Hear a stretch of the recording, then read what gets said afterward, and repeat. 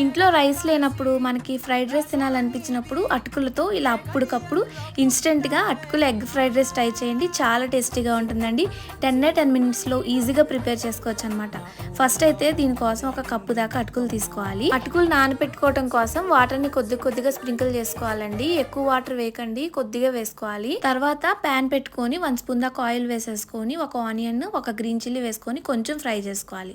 తర్వాత ఒక క్యారెట్ని సన్నగా కట్ చేసుకొని వేసుకొని క్యారెట్ కూడా కొంచెం మెత్తబడేంత వరకు ఫ్రై చేసేసుకున్నాక 1/2 స్పూన్ దాకా అల్లం వెల్లుల్లి పేస్ట్ వేసుకొని పచ్చివాసన పోయేంత వరకు ఫ్రై చేసుకోండి. తర్వాత 2 దాకా ఎగ్స్ వేసేసుకొని ఎగ్స్ కూడా కొంచెం ఫ్రై చేసుకున్నాక మన రుచికి సరిపడినంత సాల్ట్, ఒక 1/2 స్పూన్ కారం, 1/2 స్పూన్ దాకా egg masala powder, 1/2 spoon soya sauce, కొద్దిగా పసుపు కూడా వేసేసుకొని కొంచెం సాట్ చేసుకొని అటుకులు వేసేసుకొని కొద్దిగా కొత్తిమీర కూడా వేసుకొని ఒక 2 మినిట్స్ పాటు సాట్ చేసుకుంటే సూపర్గా టేస్టీగా అటుకులు ఎగ్ ఫ్రైడ్ రైస్ అయితే రెడీ అయిపోయిందండి. ట్రై చేయండి.